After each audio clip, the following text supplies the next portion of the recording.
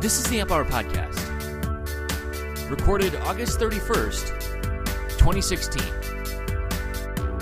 episode 313, My Kind of Town.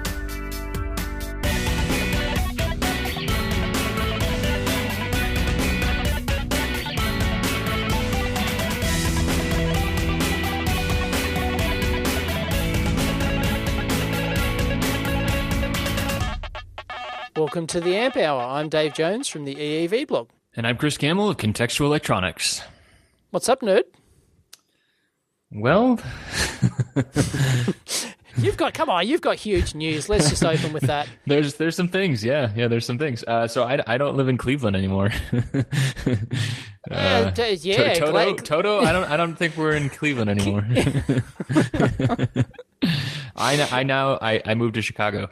That's one of many things, actually. And we will post a link down below for where you explain all this in your not often updated blog. That's right. Yep. But this is worthy enough to blog, I guess. Yeah. Well, it was mostly, I was actually thinking about talking about it. So obviously I moving cities is a big deal. And I was thinking about announcing it here because at some point I'm going to be like, hey guys, I'm having an event in Chicago. and then the next time it's like, hey guys, I'm having an event in Chicago. And eventually someone's going to ask, why are you in Chicago so much? So what happens to poor Martin Lawton, who moved all the way from South Africa to Cleveland? It's surprisingly, to be with you. He did not move for me. It's I think he's gonna make it. I think he'll be okay. Right. Yeah. So I live in Chicago now. It's been a long. Actually, in the city. Yeah, I live kind of like if people have flown through O'Hare, I kind of live between O'Hare and downtown, and but still, relatively urban. Right, so a short trainish ride to the center. Yeah, I haven't been to Chicago, so I don't know how big the center hub of Chicago is. It's pretty sprawling. So it's the third biggest city in the U.S. and okay. But if you look at especially with the suburbs and everything, it starts to make. I mean, it is. I think it's bigger than Sydney. Okay. But it's it's the same kind of sprawl where it just keeps going. Just keep going for. Yeah. And that's mostly suburbia, is it? Is there industrial parks outside of Chicago, or how does it all happen, industrial business wise? So out there, well, actually, that's where Motorola was based. So there is the shell of a giant out there, basically. And there's other stuff here too. There's a lot of headquarters in downtown, stuff like that. But there's a lot of industry that got built up around Chicago and stuff like that. So you remember that Valve, the Steam controller thing? Oh, yes. That video that they made, That's that actually right. was in a factory outside of Chicago as well. So that there is a large... Was that the old Motorola facility? I don't know. I don't know if it was. I kind of recall that Motorola facility being used for something. Yeah, I mean that could be true of a lot of things. Actually, it's just there are so many old facilities. So I'll be poking around, talking to people about it. So yeah, maybe you can set up one of those abandoned site YouTube channels. You can go visiting all these abandoned tech sites. I'm sure that there's probably new people in there, but maybe not. Yeah, maybe it's interesting. I think I've talked to people that there's PCB fabs out here too. Just because, like I said, there was just so much industry around. Because when you think about it, all the cell phone stuff, it used to be, all the flip phone days. Motorola was a huge player. Oh, they were huge, yeah. They were probably number one at one point, maybe. Probably, yeah. Yeah. When the Razr came out, that was, at least in the States, that was a big deal, I know. So, right. Which actually, I think, was the first phone that I tore down. No, maybe it must have been a brick phone. Because I remember my parents let me bust up their old cell phones. And at some point, I definitely pulled apart a Razr.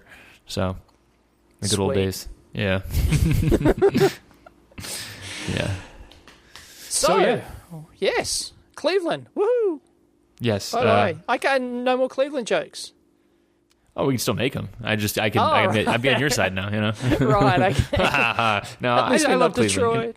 It was great, and I like Detroit too. Let's be honest. So how much does a house cost in Chicago? Is it the price of 2 VCRs or what?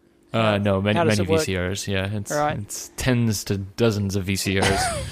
A couple Blu-ray players in there. No, it's like I don't know. It's depends. It depends on where you are in the city because there's a lot of different stuff. Are there any like slummy areas like there are in Cleveland? There are some rough spots. I mean, people in the States at least will see there's been a lot of news stories about violence, but okay. I'm not living anywhere really near that. But so. every city has ones like that. It's like, I was actually at the seeing the Woz the other night. I went to see the Woz at the Australian Technology Park, and that's in an area of Sydney where some students came up to me actually, and they found me after 1 minute after I tweeted a photo inside the complex. They found me. Nice. They were following my tweets anyway. Right. They said, "Oh yeah, we're from Adelaide. First time in Sydney," and it's like. Like they were thinking about like taking the train back or something or whatever it was. And I said, yeah, you probably shouldn't be, walking too far around this area without knowing where to go on a, 9 o'clock on a Sunday night. It's probably not the safest. Yeah, maybe. It's safe, but, every city has its areas. That's what I'm... Of course, yeah. I mean, yes. And most of it's overblown, like you could... Right. You're the suburbanite now, Dave. You're the guy that's like, I'm not down here that much. You get normalized to it eventually. I'm not there yet either. 99 out of 100 times you can walk around no problems. It's like... Right, exactly. And especially, you go, what's all the fuss if you're about? smart and you're in well-lit areas and all the normal things. So, yeah. Right. Yeah, I agree. So I live in a very well-lit area, so it's good. I'm safe, Dave. Excellent. I know you're concerned. All right, now, the big question is, what have you done in terms of lab? Aha, yes. So, sad to say, I did leave my custom-built bench behind because I did sell my house. You were down in the basement, yeah, of course. I was in the basement, you sold your house. yes. Yep. Talked about that a lot. I had made a bunch of videos about how I built that bench and stuff like that. And so was that sad? Leaving leaving it all? And yeah. Especially because I'm pretty sure the people who bought the house, it was like a couple with 2 young kids. It's like it's not going to get used for the same thing. Not that I really expect that. No, it's going to get torn apart. Yeah, and I'm not nostalgic at all for that sort of stuff. Like my house that I grew up in for decades. It's like meh. I don't like. Yeah, sorry, like my old lab out the back, my old tin workshop / lab, Oh, so it's not going to be like enshrined like the HP? No, it's not garage, enshrined in a big glass case, no. Do you have a picture of it at least? That's all that really... I don't think I do. See, that's too bad. Because this was before the age of digital cameras, and it was like I didn't even have a camera back then. I didn't even own a film camera. Right, and if you did have a film camera, you probably wouldn't be wasting it taking pictures of a ratty tin building, right? No, it just came out on special occasions, and even then we rarely took a photo. I have very few photos of my father, for example. Yeah, exactly. Who isn't here anymore. It's like, very few. Scary. That's too bad you don't have that. I mean, but it's good that you're not emotional about it, right? I mean, that's I don't.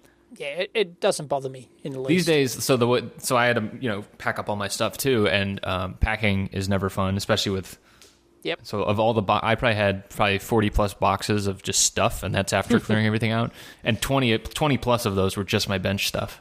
Right. So, yeah. Wow. But, at a certain point when you're, like, clearing stuff out, you get in that mode, like that purge mode. And I found that if I did get sentimental about anything, and I was like, I don't need this, though, take a picture, backs up to Google Photos or whatever your cloud service is, and then, maybe you look at it, and maybe you don't. And either way, you didn't need the thing anymore. So, like, a bunch of paintings I had, I was just like, nah, I don't need these. So did you sell anything? Did you toss anything? So you just tossed a lot of stuff? Tossed a lot of stuff. Gave away a bunch of gear at my meetup. I highly recommend doing that. Yep. I'd never throw gear out. I'd either sell it on eBay or as I often do. Well, I sell like old crappy stuff on eBay and also give it away to youngsters and stuff like that. So, yep. So the thing that I did realize is that, I'm a pack rat like any other hardware person, right? Someday I'll need this, someday. And if you aren't, you're a liar. Yeah, right. If you aren't, you have a secret storage place somewhere, right? Yep. But that stuff's hard to give away. So I had like a bunch of like old junk bin boards. You know what I mean? Like where right. I could have harvested parts off them, but yeah, that would have been because they were to... dupes of what I had, yep. and so that made sense. But to anyone else, they're like, I don't need this. I don't even know what this is. So no, exactly. You have to toss those, really. Yeah. Well, and luckily we have a good recycling program where I lived in Cleveland. So okay, right. Yeah. Cool. So and actually lined up perfectly where like there was like one day a month where there was the electronics recycling day, and it was like perfect. Right as I moved. So yeah, that was great. Nice. Yep. But it's also good. It's good to purge that stuff too. So I had like an old bench supply that like the super heavy linear. Big power heatsink on it, and I didn't want to bring that with me because I knew how heavy it was and the display was busted, so I gave it to someone. And like a lot of stuff like that where it's just like it's like an opportunity to upgrade stuff too. Not that you have to do that, but it's just it's a good excuse to get rid of stuff you don't need. And exactly, yeah, especially if you're in that mode, because like I said, I still had so much crap. It's insane. So hopefully I'll be doing exactly the same thing soon. Yeah, you're moving too, huh? Sort of. You said you're not moving all your gear, though. No, I'm not moving. I'm not moving the lab, but I have rented a new space, office space. Right. So, yes. So we're both big changes. Yes. I think might be a little bigger, but yes, yours are big too. No, mine's, the new space is smaller than my current lab, but it's only going to be used for the office. The idea is that I'm going to segregate video editing and office admin type business tasks and the lab where I shoot videos. The lab will be the lab. The lab will be the lab. Yep. Anyway, that's the plan. It's within walking distance. I currently can't walk there with the knee, or I shouldn't. Right. So but I haven't even set it up yet. It is blank. It is just carpet and walls and a balcony. Nice. Balcony that I can see the mountains. Huh? You guys have mountains? Yeah. Blue Mountains, west of Sydney. Sydney's like a basin, and then there's like the Blue Mountains. I'll see it next year. It's fine. Right, yeah. But it is tough when you have that blank slate again, right? I mean, like that is... Yeah, exactly. I don't know what to do. Yeah. Right, because then sometimes you overbuy and stuff like that. So you asked about bench. What am I doing for bench? I left my bench behind. Yeah, sad, whatever. But so... I'm in an apartment now, and it's not a big place. It's maybe 600 square feet max, not even that probably. And so there's like a breakfast nook. So it's like a small galley kitchen with like a breakfast nook, and the breakfast nook is where my bench is going. Right. And, nice. Yes, taking over that. And I mapped it all out, and I went to IKEA for the first time ever, and I'm just going simple. So I'm going to have one of those workstation desks where you basically connect a desk or like a big platform desk to a set of shelves, and basically those two things fit in there perfectly, and then all the monitors will be wall mounted. All the shelves will be used to store the oscilloscopes and the bench meters and stuff like that, and I'll pull them out as needed, because that's the other thing I've been thinking about too. Like I had the shelf aspect like you have at your lab. A lot of labs I've worked at have been like that, but I never really liked that, actually. I would rather... Okay, right. I mean, do you like that? You want to store stuff in cupboards? Yeah, I've always liked the benches to put the gear up on, and then have the leads hanging down, and I like the... I definitely like the accessibility, like the immediacy of it, but at the end of the day, like I'd rather have it like side by side if I could. I do, actually. That's why... I've said this before and I'll say it again. I don't like bench multimeters for that reason. Oh, right? Yeah, right. I handhelds prefer, are better for that. Yeah, I prefer having my multimeter, like a handheld one and a small one. Hence, I'm a big fanboy of small multimeters, right next to the thing I'm working on. Exactly. And totally. Yeah. And I think it's just kind of, like bench meters are great, but like I find myself as well. So like in terms of, like you obviously talk about meters a lot, but I have a 6.5 digit and I just don't need it most of the time. Like 3.5 gets me 85% of the way, and then 95%. Yeah. Yeah, exactly. And so it's like, and that's another reason where it's like I don't really need that, and then it gets more light, and light's usually one of the hard things to do, right? You know about that in your lab too. Yep. So I have a window, and I'll have LED lighting and stuff like that. So kind of just optimizing for different things, and lots of space. Where hopefully I keep it clear. But right. Yeah, we'll see how that goes. Because you've got to set up to continue the videos, right? Right, exactly. That's another thing for me. So so this new space will be where I record contextual electronics videos and stuff like that, and lighting is a huge piece of that. So that'll be a new challenge, but I'm not too worried. I mean, I think it'll all work out fine. And I got just a general storage rack too. So it's and about you can probably attest to this as well. That being the content producer that you are, a lab that's set up for video production is very different from just an electronics lab. I completely agree. Yeah, because it's totally because different. A electronics lab by default, like if you do have all that gear there, it's it's kind of cluttered. It doesn't have to be, but usually it is because you've got multiple experiments running, or you've got data sheets here and there, and it's just a lot of stuff in one area. Whereas with video, you want clarity. You want one focal thing in the shot, kind of thing, and just so that it's less confusing. And that was always a tough thing at my old lab too, because I try to do both, and that makes it tough. So so we'll see how that goes. Definitely need to figure out the filming stuff, but I'm not even worried about that yet. So I'll get there. Got it. Yeah. So And he doesn't want me to bring it up.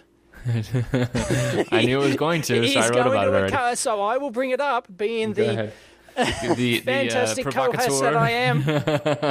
Ladies, get ready. The Gamel is single. hence the move, which you can read all about it on his blog. I'm not outing him. No, that's fine. Yeah, I that was all public. Well, it's not public. Well, it's now public on his blog. So yes, line up, ladies only. Sorry, yes, guys. All the ladies that listen to the Amp Hour. This huge nerdy stud muffin could be yours. Yes, Dave, I am blushing. Thank you. This is hilarious. Sorry, it's great. Anyway, so I'm taking advice now from the number one ebook How to Date Online guy. I'm the world's foremost author. I'm getting lots of unsolicited advice from him, and so long story short, me and my wife split a while ago, and and that so motivated the move, and it's life, it's real, it's fine. Yeah. It actually all worked out pretty well, so I'm not too worried about that. It wasn't I'll kill you. We should get out. No, it was very, very nice, amicable. So yeah. Yep. No, that's good to hear. Yep. It was very mature. So that was really good. Excellent. So. He's now he's now trolling hackerspaces, folks. No. That is not what I said. I went to an open house last night, and Dave was asking if I was going to meet girls there, and I was like, "No, Dave, that's not why I'm going there." Anyways, and speaking open of that, house though, being an open hackerspace house, open. Yeah, what? so they have open days, do they? Tuesdays, and I think there's maybe Saturdays as well. So Pumping Station 1 is it's pretty close to where I live. And that's like one of the biggest hacker spaces in the country. They do really good stuff. Cool. They do a lot of outreach stuff too. And so I went to one of their meetings last night. Got to meet a lot of cool people. And, are you going to join? Is that going to be your local hackerspace? I don't know. Yeah, maybe. I mean, so there's a lot of interesting things around here. I would join for the community side of things, because the gear I'm not sure about. And that's something else I wanted to bring up was another thing that's around here. Obviously, I'm real short on space. And so I've been looking at but surely you don't have a 3D printer and a CNC machine and stuff like laser cutter. I have a 3D printer, but that doesn't really take a lot of room. Right. So you're right. So I don't have all that other industrial equipment, but I didn't really before either, Dave. I mean, that's the main thing. No, of course, yeah. No, you can be in the US. You can just get it from Shapeways, right? And just that's the 3D printer one. Pinocchio is the one. Right. I think Pinocchio is the laser cutting service, and then Plethora is one of the milling, like the CNC services. And there's a couple of that's for metal stuff. I'm not sure if there's other milled plastic, but yeah, there's a lot of on demand type services like that. Yeah, so they're popping up in the last few years. Well, it makes sense too, right? I mean, anything like that where there's a large upfront investment, like especially machine stuff, and then so like even like Shapeways, which is 3D printing based, it's like, you know, I've got a $500 kit printer, but I can go and print something on their $100,000 printer and just pay for the material and time or whatever. And really, you know, I never listened to all the people that advised me against getting a milling machine and then a 3D printer. Like, really, it does make a lot of sense at the beginning to do it like that, especially to understand what you don't know about. Exactly. And there's cheaper ones than Shapeways too. There's one Make XYZ is one of the states. Okay. That's like that's kind of like a shared printing service. So it's not like you send it to a central hub like Shapeways actually has factories where they're printing stuff. This is like, you know, Joey down the street, he's got a 3D printer. He tells you he can do FDM printing with, you know, a 0.4 millimeter nozzle, and then you just send him the file, and then it's literally just a transaction layer. And nice. Yeah, and that's actually pretty cool. You know, especially if you've got, I mean, you can make a little bit of cash if you have an extra printer, but it's probably more hassle. I don't really know. It seems like it'd be more hassle than it's worth, but maybe some people are making money with it. Yeah, and it's just like anything with, you know, like, so another piece of news is that I'm car free now, so I don't own a car anymore. I sold my car, or I gave it away actually. Yes. Donated it, and I'm not worried about it. You know, like there are so many similar things. It's where it's a big investment up front. Yeah, but that's common. Like if you're not, you know, out in the suburbs and have a family and all that sort of stuff, you're living in an apartment near transport, then you just don't need the car. Yeah, no, this would not have been possible in Cleveland for sure. But I just mean that, like, it's the same concept of availability of, you know, I have this expensive asset and I'm going to put it to use for more people. So cars or 3D printers or milling machines or whatever, right? And that's just the formula that keeps getting applied all these different places. So surely there's not one for test equipment yet. Maybe you should start that, Dave. No, that's people have talked about that over the years, and there are rental places, right? There's test equipment rental places. There's always been rental places, and they're but not like cheap. By the hour. It's it's just not worth that hassle, you know, because how often do you need a 1 gig scope, for example? It's like, you know. Well, and when you need it, right? So that's when it actually does matter. Yeah, but in electronics, you can often get by without the high-end 100%. Stuff. But no. I've heard about people doing like vector network analyzer type stuff, like really high-end stuff where they're $300,000 pieces of equipment, anyways, right?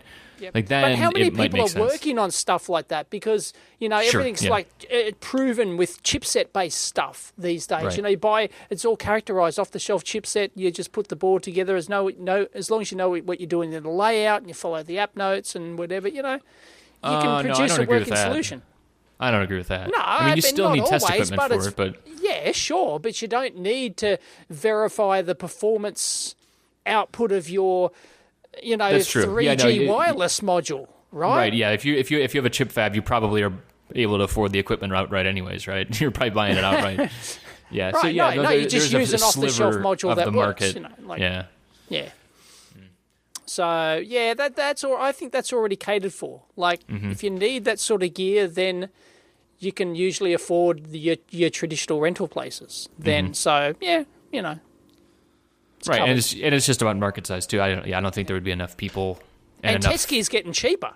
I mean, a $400 scope does amazing things these days. You know, that is very true. Very true. Yep. So you know, $1,000 spectrum analyzer. You know, like, yeah. Crazy. Yeah, it's great. It's great though. I mean, like, it's awesome. I know. So yeah, no, that's good. And so I don't know. Oh, so that's what I was going to mention. There's another thing. So there's Pumping Station 1 is great. There's a couple other smaller hackerspaces in town, and you know, those are all kind of catering towards, you know, like that's really straight hackerspace. You know, like makers, like people that are building projects, stuff like that. There's another place though, and so because twofold reason, right? One, you know, I was in the burbs and I was very isolated out there, and I was working from home, and I still work from home, but like I know what it's like to sit in a basement by myself all day, right? And a lot of that I want sometimes, but there is something to be said about an office environment once in a while and having the option to do that. So I've been looking at like these, you know, these shared workspaces. Yes. And so you did get one, yes. Well, no, last time. not yet. I thought you had said you'd got one. No, I went to look at a couple. Oh, okay. Yeah. Right. So first off, I should mention that like I balked at this stuff forever because they, it's not like they don't have this in Cleveland, but it's like, it's a desk and internet access and crappy coffee, right? Yeah, right. And then someone did the math for me, and they're like, okay, here's what you need to think about. If you were there every single day, right? So like the places I'm looking at are like $200 to $300 a month, which is, a good chunk of money, right? That's some people pay that for rent in certain parts of the country here. Some people, like it's not a small, it's at least a car payment, right? For a lot of people. I can't even get my internet connection for that. Yeah, well, you're very special, Dave, living in a very weird, special country. I know. Oh, boy. Yeah. Oh, I also found out I might be able to get gigabit Ethernet, so I'm investigating that. Hell. Yeah. Oh. Yeah. Anyways, so someone was doing this math for me, and they're like, okay, so here's what it is. You're working 20 days a month in a space. Imagine just weekdays, right? And say you wanted to just go work at a coffee shop, right? You probably have to order like 2 drinks. Coffees aren't cheap these days. To have your free internet and your... Yeah, so like sitting there all day long, you probably should be buying at least a drink every 4 hours, but maybe less, maybe more, whatever. But like imagine like $10 a day, right? So just for coffee, that's then $200 a month just in coffee. Yep. Plus, then you're paying for internet. You have like PO box services, stuff like that, and immediately it's like, oh, like that starts to make a lot more sense. Plus the social connections, plus the like just the social, talking to people, whatever. So, it sounds like it makes it worthwhile, and that's what you were saying to me when we were talking about this. Yeah, you were saying you like it more for the social aspect. Yeah, I mean, like a lot of these spaces too, they're targeted at like startups, and some of that can be really I'm kind of down on, like, because it's like people like, of course, we're getting funding and like we really want to talk to investors, and that doesn't interest me particularly. But some people are actually doing work, and it's just like that's any kind of networking is just the random exchanges that might trigger something. So like if you're just talking to someone or you're at the water cooler, you hear about something interesting or a new service that you might be able to use, stuff like that. Like you just don't get that. You could do that on the internet for a lot of things.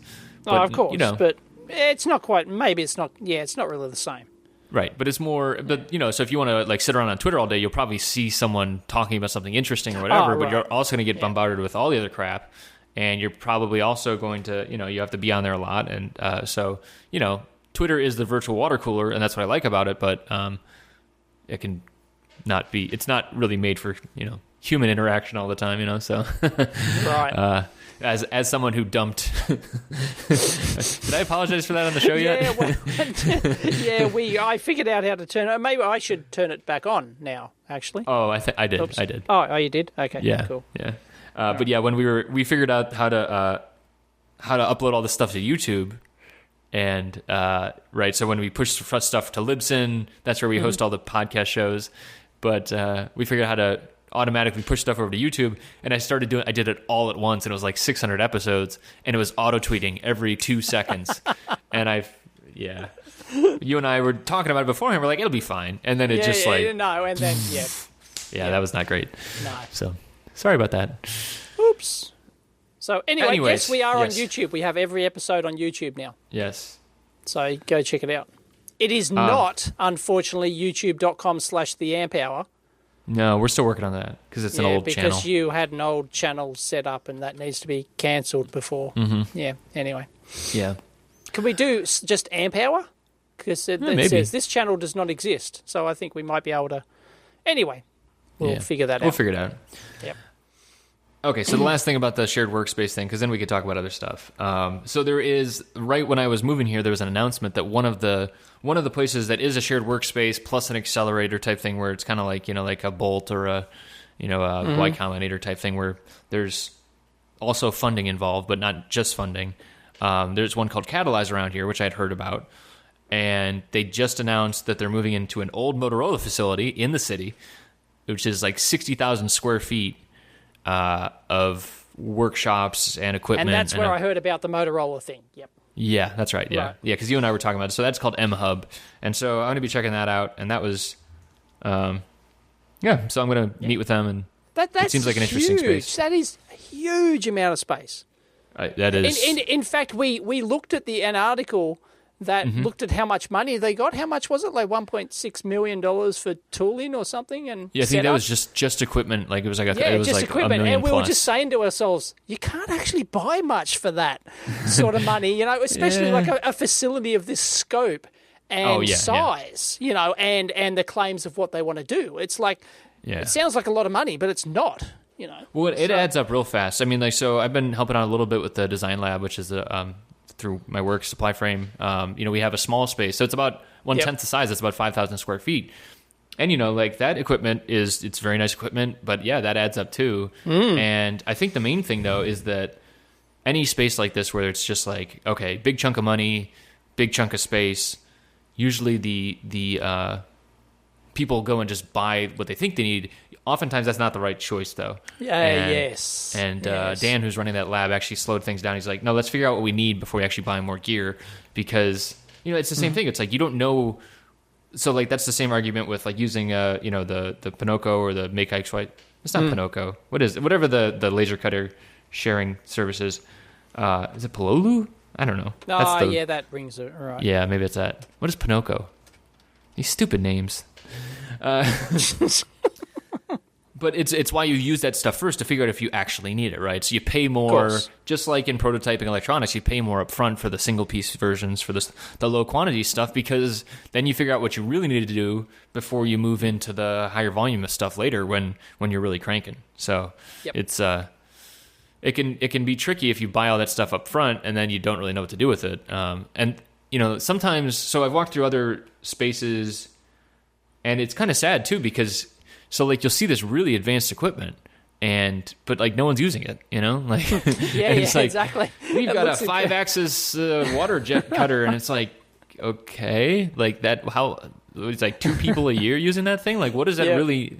And like when you need it, right? It's like that that 2 gigahertz scope or whatever, right? It's like you don't need it that often, but when you need it, you really need it, and it's like kind of. But then the downside is that that's often what becomes like the focal point of a tour. Like, ooh, look at this big expensive thing, and it's like, oh well, okay, maybe we should have gotten more laser cutters or more other mills or something. So right.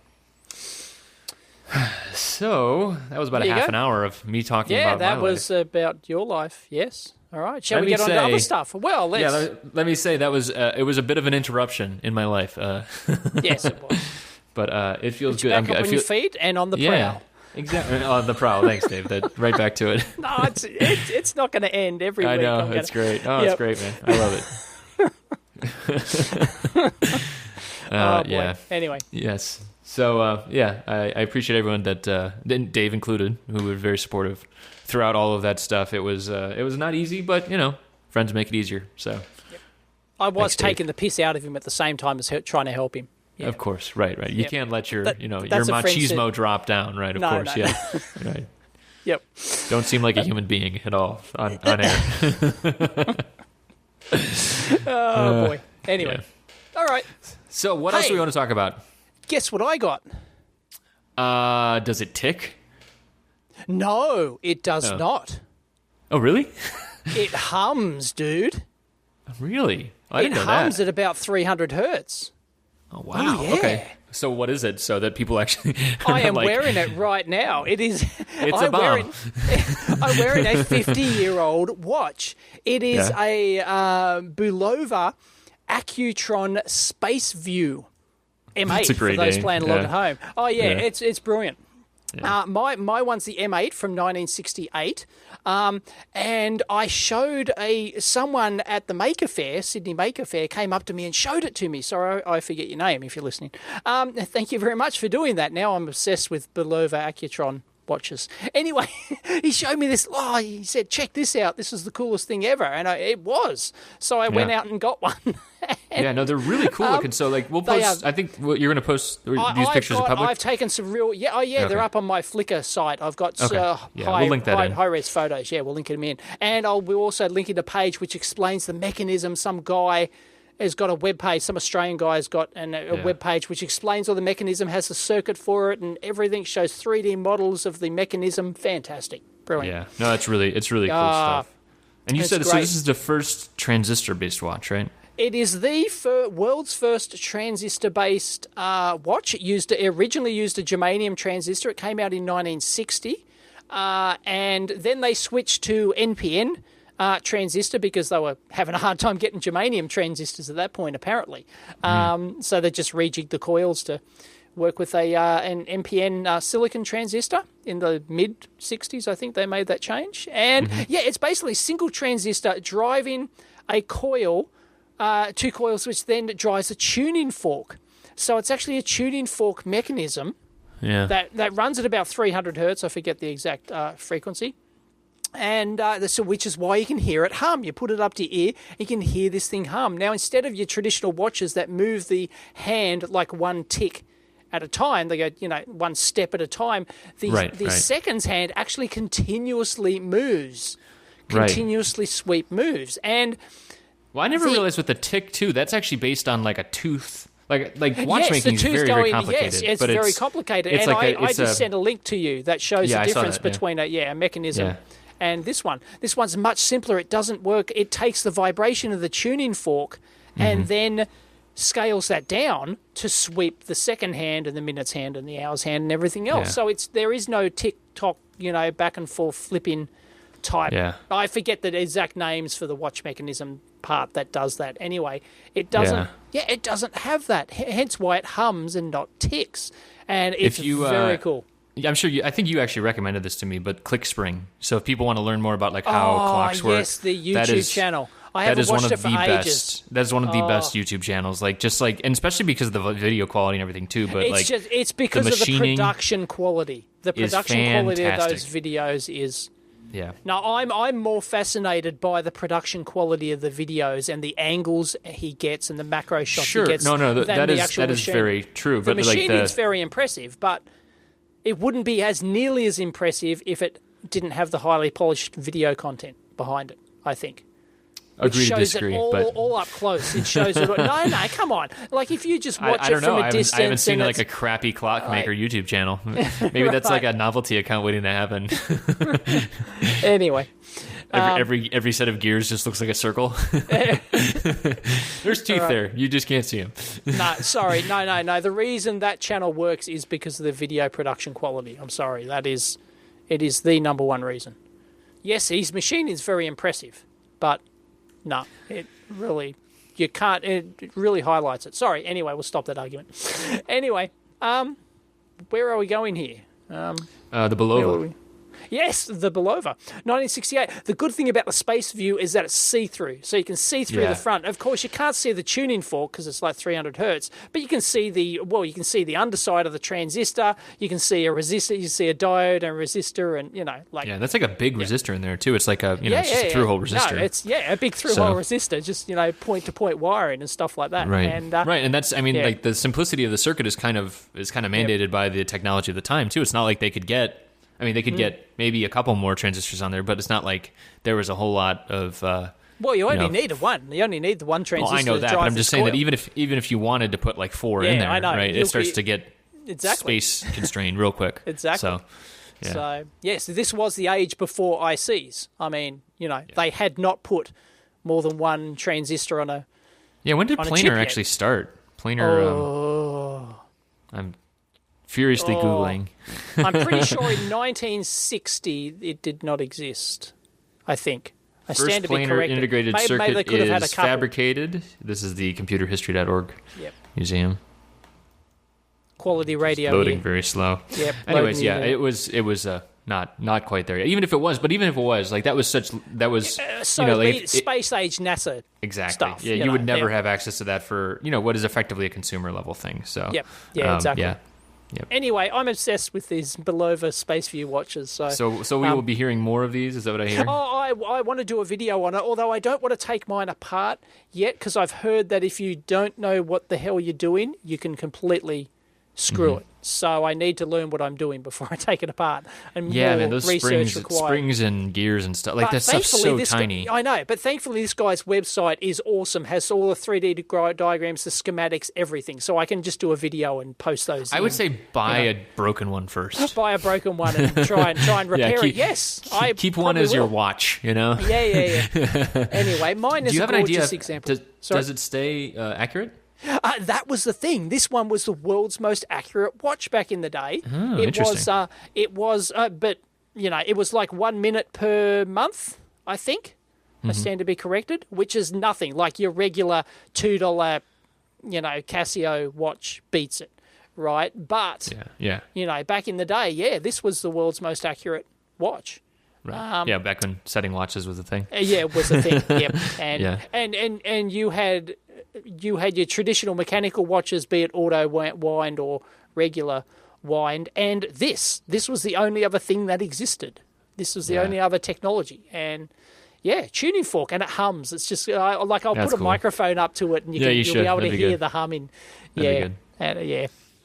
It's gorgeous. To circle back for a second, planar transistors. The process, I didn't actually know this. Gene Hernal developed it in 1959, but it didn't get. Good on you, Gene. It wasn't actually there till the mid 60s is when they started actually getting it in there.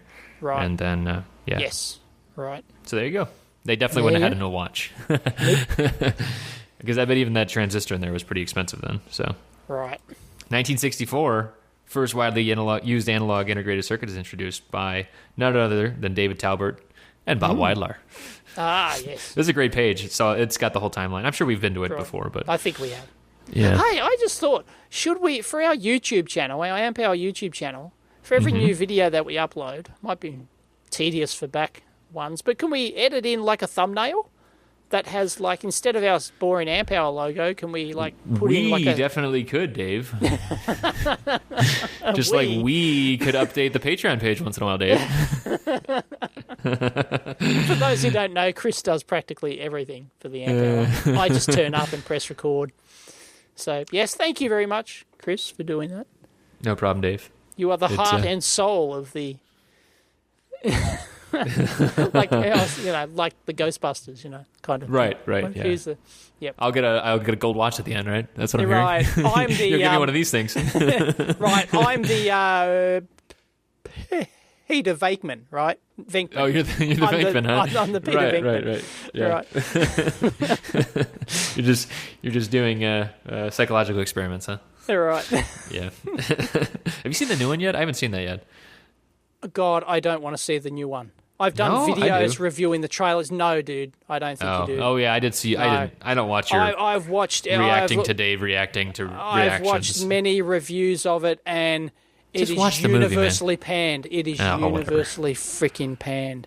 No, I don't like the idea. But you're a purist too, right? You would be. Yeah, but no. From what I was hoping to go into it. And I will. I'll watch it when it's available on Netflix or something. I'm not paying money for it. I refuse to pay money to go see it. No, I do not support the remakes like that, and I do not support. You're not going to support the next Back to the Future? No, no. They're going to make it eventually. No, they're not. That's why we're taking a stand now against this Rick new and Morty Ghostbusters is basically Back to the Future. Yeah.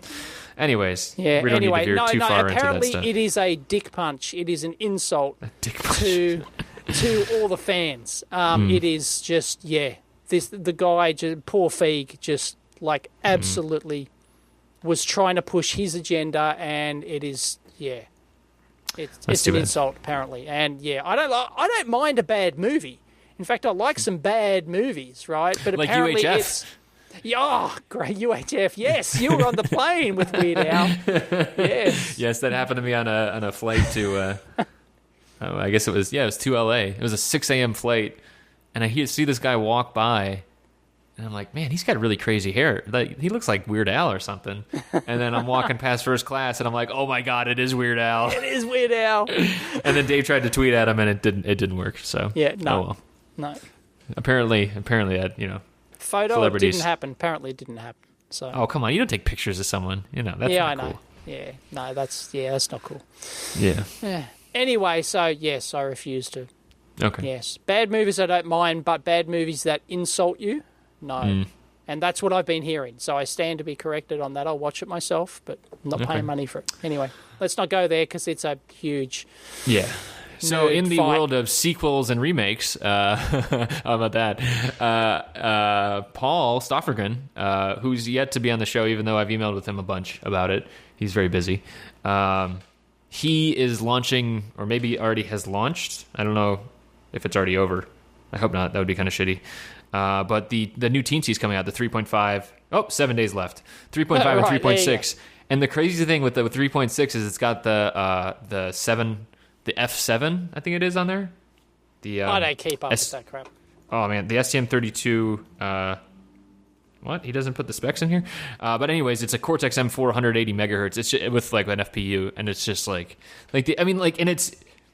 Paul, I love the Teensy. It's like the accessibility of this stuff's amazing, but like it's just this is just March of Technology type thing too, where it's just like, holy crap, there is so much horsepower available because this thing's going to be like, it's like the same thing. It's a given these days, which is why it's meh to me now. It's but the crazy thing is, like, have you seen like the audio library he's done?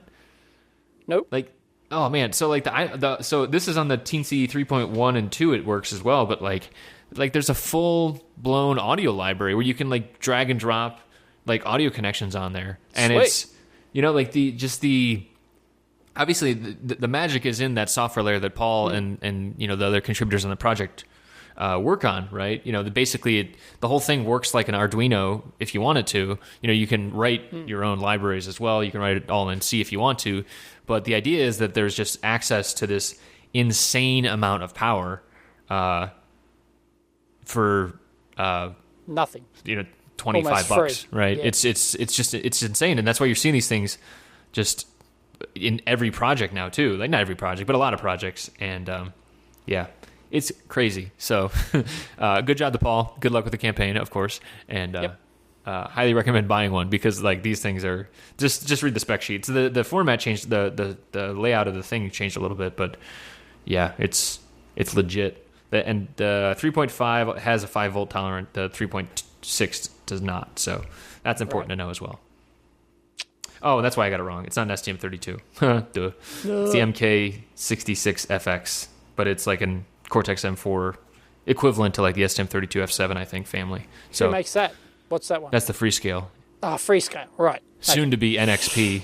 Oh, God, yes. Can we talk about this? It looks like we've had... Oh, man, the datasheet already changed. It says NXP. This is a NXP part now.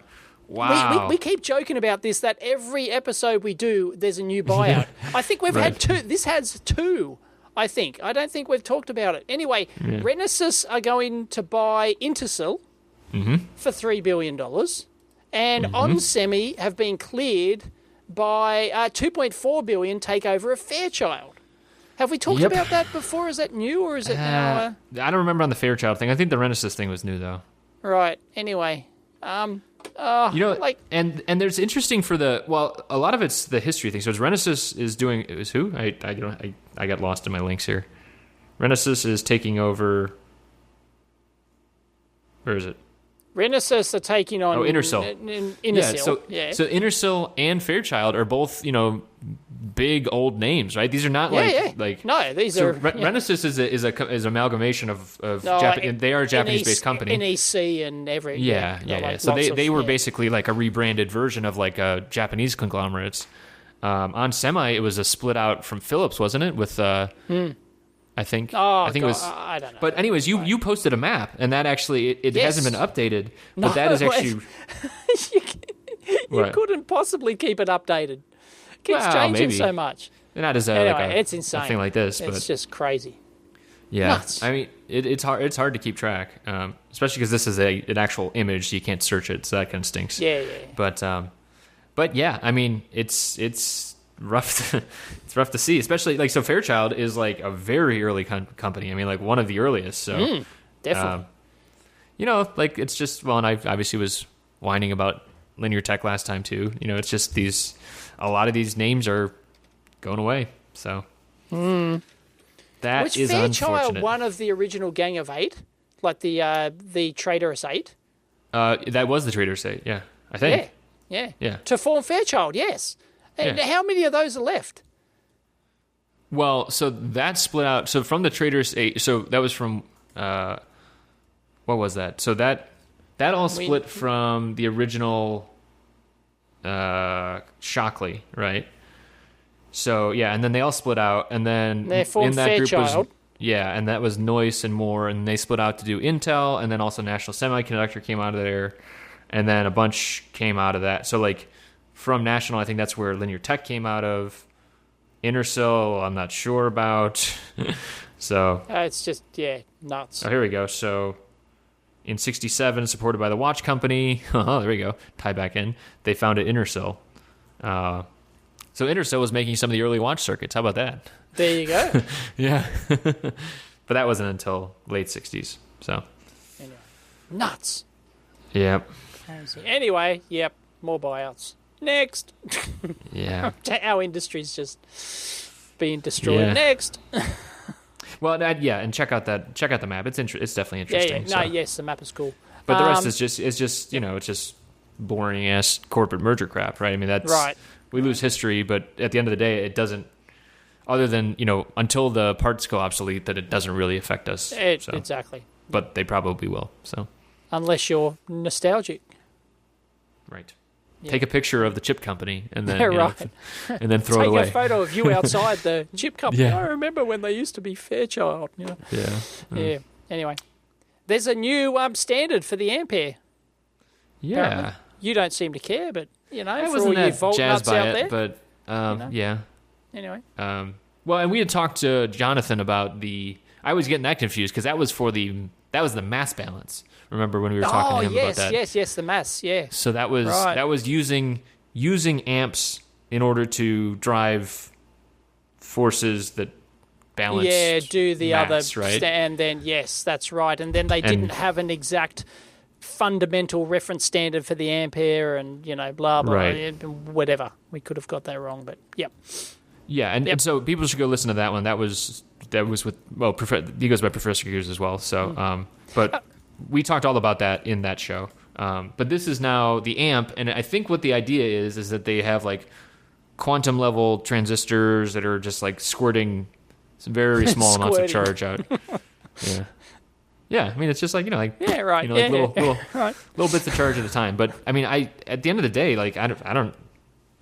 Don't you start to get like with really low currents? Don't you start to get into like quantum problems, like like not knowing where things are or how fast they're going? Well, whatever. It can be controlled, but well, the answer is yes, but depends Make it on very the cold. implementation. Is that what it is? Anyway, I won't pretend to know. No, I'll just shut my mouth now. Anyway, the article makes an interesting quote from the article. The Ampere has long been a sort of meteorological embarrassment.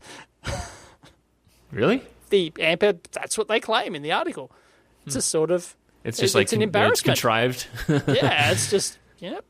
Well, it's interesting because like all this stuff. I mean, like John was talking about during that show too, where it's just like it can't. So it's not like you can have reference resistors, right? You talk about that all the time when you're doing like current sources. You get those super precise resistors, but that's all tested back against some other standard, and it's not a physical standard either. No, it's all these measured and all that kind of crap. So yeah, at some point you gotta compare it to physics and stuff. Anyway, they are working on the quantum Ampere project at NIST. So. Yep. Quantum Ampere.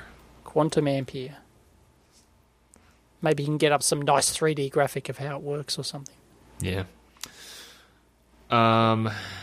Speaking of measuring things, I was talking to a student today that I do like tutoring as part of contextual electronics, and he brought up some of the measurement circuits in the Art of Electronics Learning Manual, which got released like a couple months after the third edition got released, but I never got it. I don't have a copy of it, no.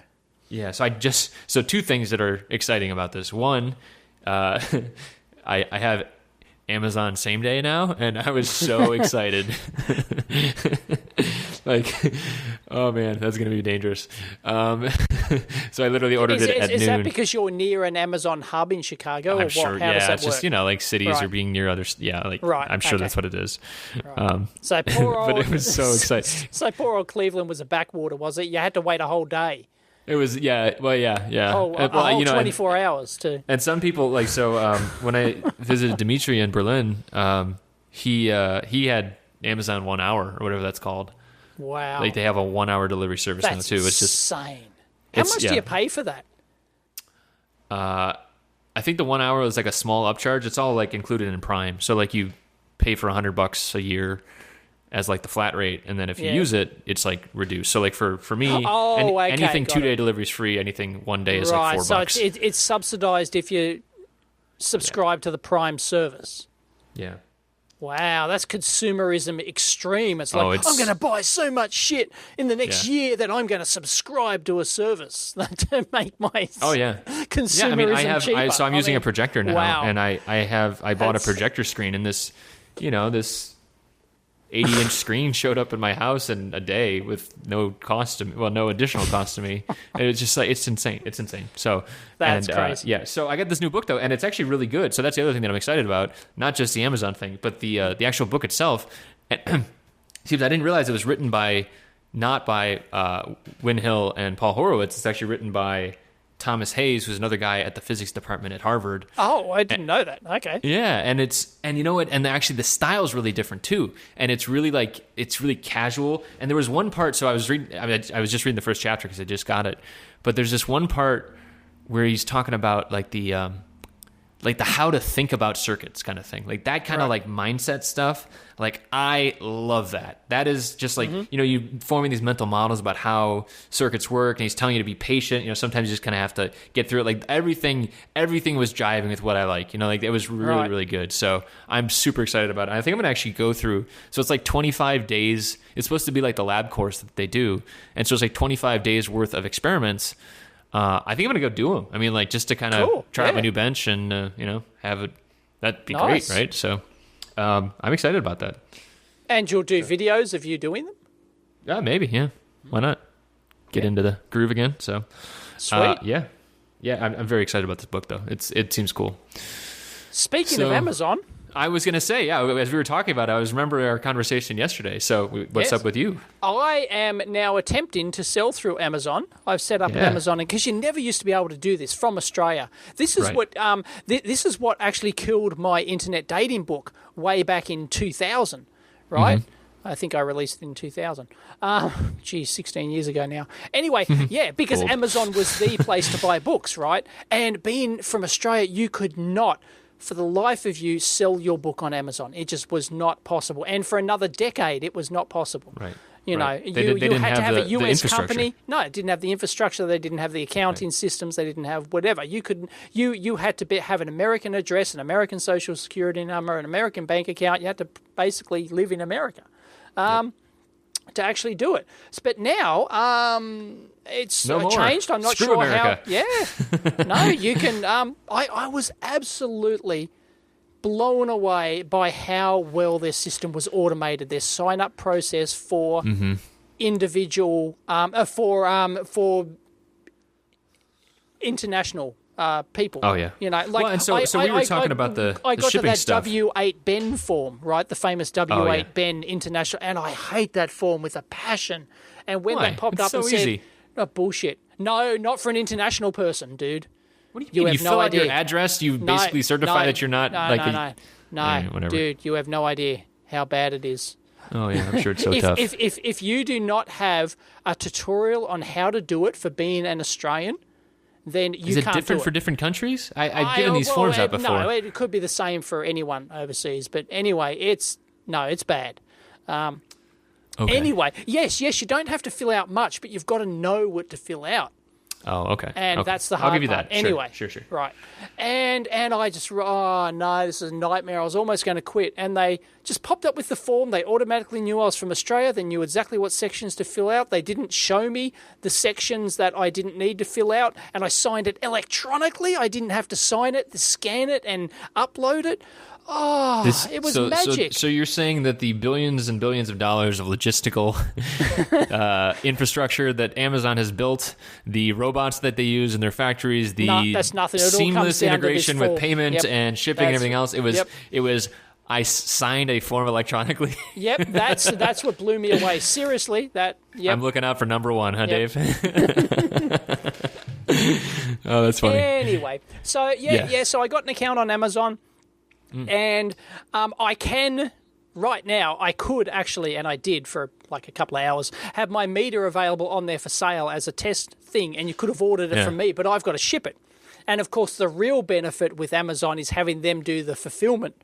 Service, so right? you ship a huge box of crap. I shipped a box of 30 of them just to test. I don't want to ship 600, So I shipped a box of 30 to them. Hopefully, it's currently in transit, so I don't know how the import's going to work. Anyway, we'll see. That's why I'm trialing it. And hopefully, they'll be on the Amazon shelves, and they will fulfill it, and you'll be able to use, presumably, your Amazon Prime thing. Yeah. Right, you'll be able to use the. I don't. So usually it'll be like free shipping, or is it cheap? Because I don't see any option now for me to set the shipping rate once Amazon fulfill it. Yeah, you wouldn't need to because the purchaser in the US would have to buy it anyways, right? So it would be the way that works is I think is that basically if they're part of the Prime program that it's all kind of priced into the model. It's really I think what's happening is. Anyone who's not part of the program is basically subsidizing the people who are. Right. Got it. So, because shipping is not cheap still, they've got these sweet deals with like UPS and FedEx and everything and the USP. So how about this? Amazon is so big that they pay the USPS to deliver on Sundays. So we have delivery from US mail carriers on Sundays because of Amazon. Wow. Not for mail though, just for Amazon packages. Right, of course. Wow. It's nuts. But that's the scale. Yeah, that's the scale of Amazon. That's why I wanted to try it, and hopefully, because I know there are some people who don't want to buy from me because Dave's got to ship it from America. Can't get that instant satisfaction. It's going to take a week plus to get here, hopefully, I think you'll be able to get it on Prime. I think that this is actually really relevant just in general too, because, a lot of our listeners are building stuff as well. And, there's a lot of places to do this kind of stuff, right? I like Tindy. Tindy's good for selling stuff like that. There's other like marketplace type things. Like I have friends that sell on their own site, like you've got a WooCommerce type thing. Like there are a lot of options there. But at the end of the day, like you're saying, like some of the hands-off, hassle-free stuff, there's fulfillment houses. It's not like this is a new concept either, right? You can no. Ship of course, a box I can do this, but it's not it's not the same as being Amazon. I mean, it's just not. No. I mean, like, yep. You mean you could do this? Like, you could ship it yourself? Oh, through Amazon, yes, I have the option to ship it myself. Oh, yeah. So I meant though, like there's always been fulfillment houses, right? Yeah, so where you ship it to a central facility. I could use fulfillment houses, but I could, but it's not the same thing as Amazon. Right. So, well, it's interesting. You read about a lot of this logistical stuff too. Like a lot of it was pioneered by UPS, not pioneered, but they started moving stuff towards these centralized hubs. You could buy space in their hubs and ship stuff out of there or work out of there, and you'd be really close to their logistical centers, things like that. But this is another layer of abstraction on top of that, where it's like now you're kind of hands off and you're paying for it, right? You're paying for it with whatever percentage you have to give them. But from a business perspective, they've sure as hell got the scale. So and I'll tell you, me and Dave were talking about this a lot yesterday. As a consumer in the U.S., I do just about anything for convenience sake, just to buy stuff. Like if it was down to for convenience. Yeah. I would buy, even if I didn't know what Dave's meter was, if it was similarly priced with another one that wasn't Prime and it was well reviewed and stuff like that, and I'm like, I don't care. For a lot of things where it's just I just need a thing. It's just totally. It's Walmart of the web, but it's nuts. It's absolutely phenomenal. And I get it, even though I don't have the ability here in Australia to order stuff on Amazon like you guys do, because we don't have the fulfillment here. The only way Amazon will ship stuff here is via third parties, right? Apart from Amazon Books, right? Your traditional Amazon stuff, Amazon Books, Amazon CDs, I think, books, CDs, DVDs. That's about the only thing Amazon will ship themselves to Australia. Mm-hmm. Right, If well, you they probably have a lot of that locally, anyways. They probably just have stock there in Australia. No, they don't. It's shipped from the US. Oh, really? Oh. Yeah. Is it media mail that goes? Is that why? I don't know how it works, but no. Anyways, I think as people are, like Dave is obviously very, far along the journey of, designing a product, selling a product, things like that. But at some point, if you're thinking about selling a thing, you're going to run into logistical stuff.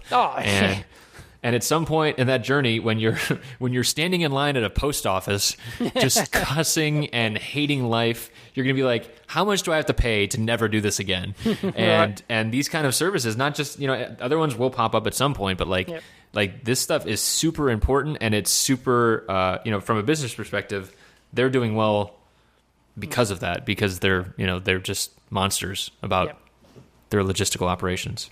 And it's all automated now, too, like you said. I mean, you basically print out a label, right? And it goes to one of many distribution facilities. And as soon as you... Oh, that's what I was going to say earlier, too, is like, I think that Prime, 1 day, 2 day, whatever, will be determined by how many factories or how many distribution points they have your stuff stocked in. Yes, right? So if they exactly. If they have, like, your meters in, the 4 corners of the U.S., right, or in one in the middle, then everything's probably 1 day for a lot of people.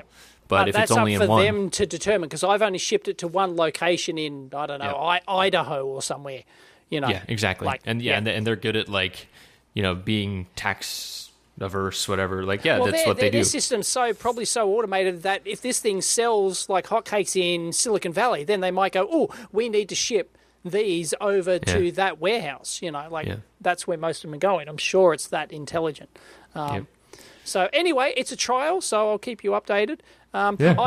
It will be more expensive because they take a huge chunk. I'm talking 16 to 17%, I think it is.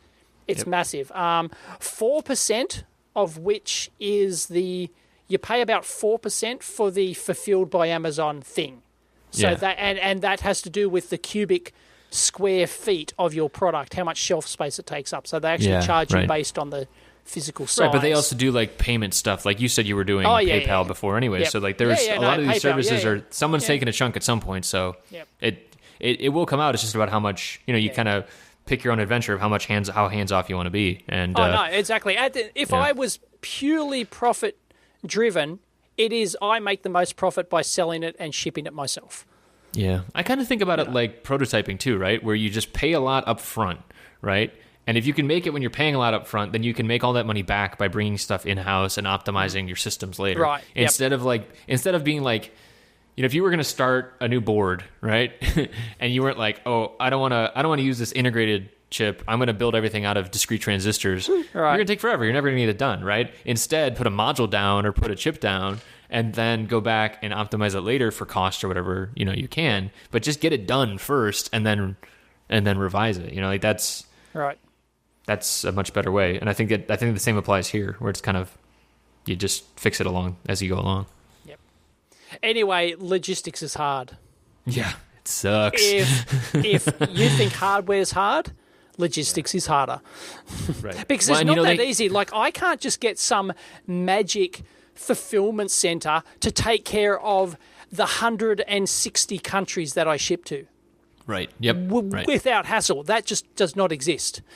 That option does not exist. Like, at the moment, I can only sell to Amazon US customers, I think. But I think I might be able to enable an option where I can ship to more countries, but it still won't solve every country's problem. You know? Yep. So, yeah. Yeah, you're buying into someone else's scale, really. So that is nice. Anyway, so, yep. Anyway, it's an experiment. You'll be able to buy it on Amazon soon. There is a product page up there for the multimeter, but it has not available at the moment. Thing. Anyway, it's up there, and I'll eventually sell everything through there if it all works. Yeah, nice. But I'll still be packing and shipping myself. But hey, for those US customers who want it next day, then yep, done. Anyway, I do like experimenting with these systems to see what's possible. Yeah, man. It's like the crowdfunding thing. Like, I didn't have to do the 2 crowdfunding campaigns I did, but I did because I wanted to see how the systems worked. And I think it's good that you do a lot of this stuff too, because you share your findings and stuff like that. Like, it's there's just so much stuff out there where it's there's so many systems that you could use that it's nice to kind of get a feel for it without having to, you want to get it right the first time. Other people want to get it right the first time. And if you don't have as much to lose because you already have an audience and stuff like that, or already have a business that you're willing to try it on, of course, that is useful. Yep. So, do we have anything last minute? Anything else last minute? One of the things, so I mentioned briefly that I went to that Pumping Station 1 meeting last night. And one of the people that were there, they actually went to this White House meeting. So it was really interesting, actually. So people that are listening who are part of Makerspaces probably already know about this, or Hackerspaces, whatever.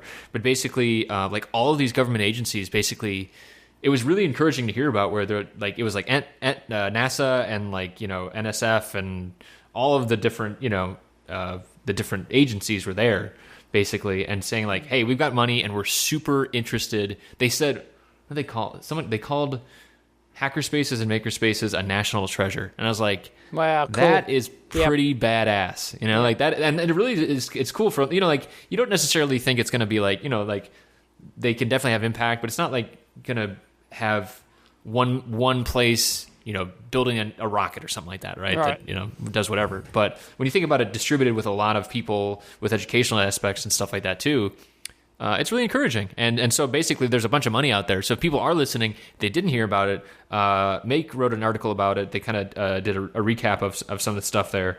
But it was like a one-day unconference with a bunch of government meeting Makerspaces. I'm sure this is happening in other countries too. And really encouraging. It was just like a super positive overall. So totally, it's good to hear about. That's awesome.